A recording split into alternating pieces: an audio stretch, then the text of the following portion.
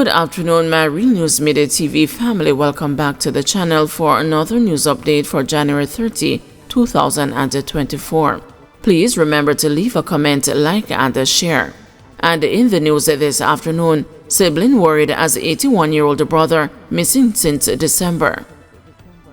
Yesterday, Bernal Coley spent a portion of his afternoon traveling through the corporate area in search of his older brother Rinton Coley. The 81-year-old, who hails from Galloway Road off Maxfield Avenue, St. Andrew, has been missing since early December, and his loved ones are worried sick. We are really worried about him because he's 81 years old and can't manage on his own. Right now, myself and others are out searching for him and putting up posters. We just want him to be back home because although him not have any major sickness, him gets sick sometimes. I just asking everyone to keep an eye out for him, Coley said.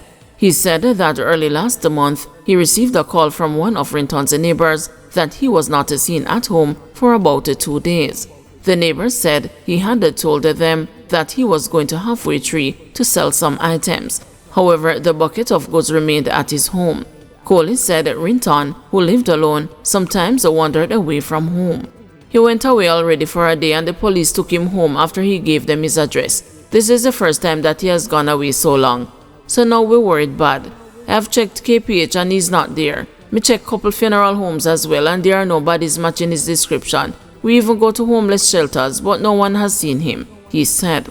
Rinton is of dark complexion and slim built. His mode of dress at the time of his disappearance is unknown.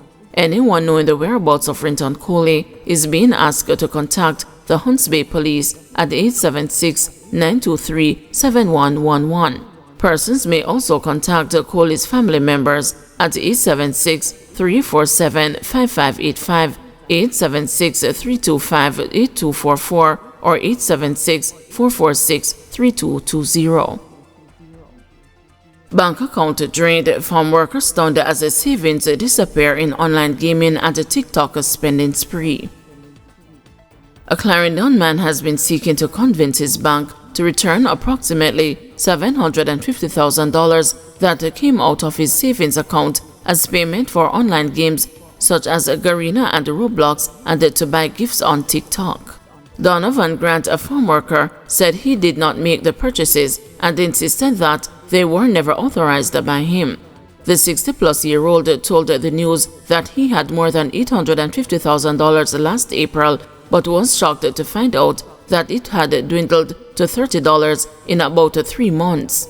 A bank statement which he provided to the news showed that most of the monies that left his account were credited to Google as payment for use of in-app purchases for games as well as spending on TikTok Live.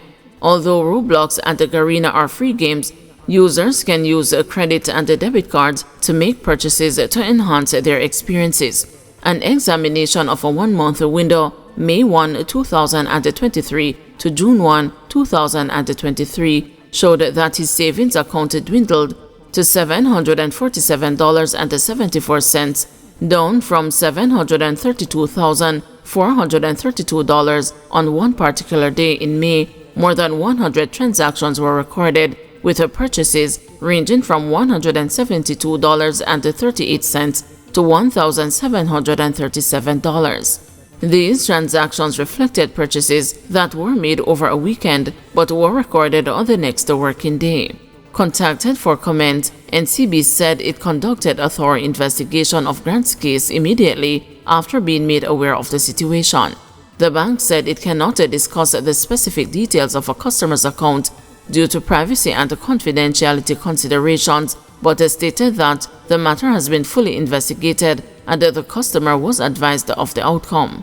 The bank has also encouraged the customers to be cautious with their personal information, stating that it is noticing an increase in incidents of what is known as a friendly fraud.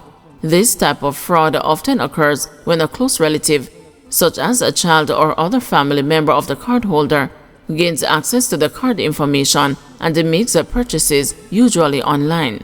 The cardholder, unaware of these transactions, notices the unfamiliar charges on their statement and reports them to their bank as unauthorized. This misunderstanding leads to a situation where charges are disputed, NCB said. Grant has been disputing the charges on his account. He told the news that he does not play games and that he is au fait with the use of the internet. When quizzed about whether anybody in his household has access to his account who could be playing games, he also said no. "No, sir, I be a big people in my house," he said, while giving the ages of members of his household as 50, 22, and 18. He said they do not have access to his card. Grant said he discovered that there was an issue with his account on June 13, 2023, when he attempted to make a purchase to facilitate his travel on the farm work program. He said he relied on the assistance of a police friend to make the online transaction, and it was the first time he was doing it. But having realized that the transaction could not be completed, Grant went to the bank the next day to check on his account and discovered it was nearly depleted. "My head just swell up big. Me say, God, what me I go do with mama? Suppose mama dead now. Me can't depend on that money again. People don't say me worthless. Suppose that did catch me now. All that running on my thoughts," Grant said.